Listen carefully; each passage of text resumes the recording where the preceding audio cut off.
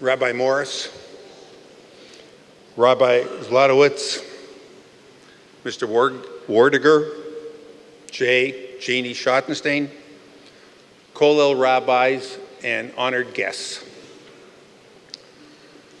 Many years ago, while saying Kaddish for a loved one, it occurred to me that simply saying a prayer was not enough. The best way to honor someone's memory is to make them proud of you.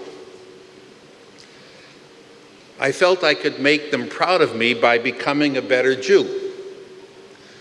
There's only one problem. How do you become a better Jew? I can't remember how I knew Columbus Community Kollel existed. I never walked in the door.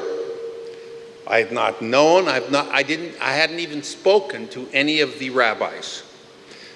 I knew they were Orthodox. I don't know what came over me, and the memory is just a blur, but I remember sitting in front of Rabbi Morris, mumbling something about becoming a better Jew. To this day, I remember Rabbi Morris, his glasses on his head, saying to me, "What do you want to do?" I didn't know. "Where do you want to begin?" Not a clue. He could have dismissed me. He could have said, "Come back when you figure it out," but he didn't.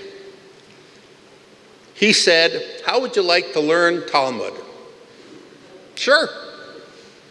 Didn't know what Talmud was, didn't know what I was getting into. Well, the next week, some guy by the name of Drandoff, I think he's here tonight, he took out brachos, otherwise known as Talmud 101, and we started. And after a year or so, Rabbi Katzman replaced Rabbi Drandoff. And after a year or so, Rabbi Aronowitz replaced Dr. Katzman. And when Dr. Aronowitz left, I sat down with Rabbi Morris and I said, "Brachos isn't doing it for me.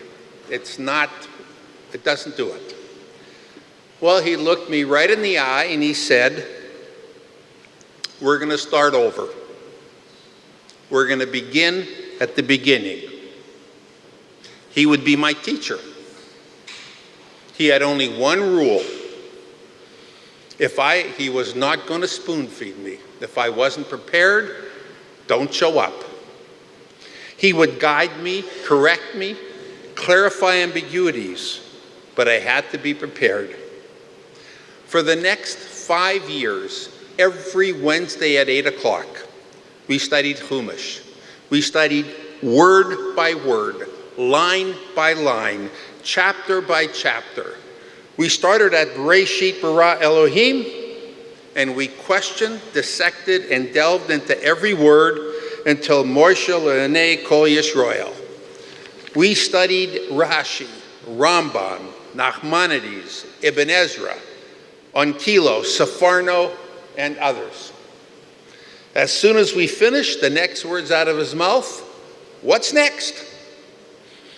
We started Sanhedrin, word by word, Mishnah by Mishnah, Brisa by Brisa. Now, almost 15 years later, Makos. When I first came to Kollel, I couldn't stand the noise, the shouting, the arguments, dozens of voices screaming all at once. In fact, Dr. Drandoff and I met in the anteroom with the door shut, so there'd be no noise. Today, it's music. You can't learn without the noise. It's music. At Kollel, Mincha starts at 3:30 sharp Eastern Kollel time.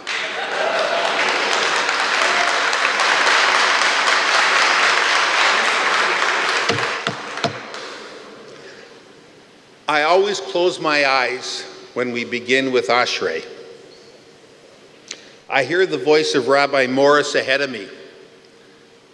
I hear the voice of Rabbi Zuckerman in the front right corner and Rabbi Kappenstein a few feet behind him. I hear the voice of Rabbi Kovalenko standing at the bima with Rabbis Deutsch and Grom at the table beside him. I hear the voice of Rabbi Rifkin in front, Rabbi Feigenbaum at the rear table to my left, and Rabbi Bar at the rear table to my right. I hear Rabbi Teichmann's voice as he now leads Mincha. Everyone in their place, every voice. It's a place of learning, a place of friendship. It's not just a place for old men like me, but it's a place for young children, teenagers, newly married, and men and women of various stages in their life. 15 years ago, Kollel was a place where I came to learn and pray. Today, Kollel is a place I want to come to learn. I want to come to pray. I don't know how, I don't know when, but I do know that through Kollel and the rabbis of Kollel, I have become a better Jew. Thank you.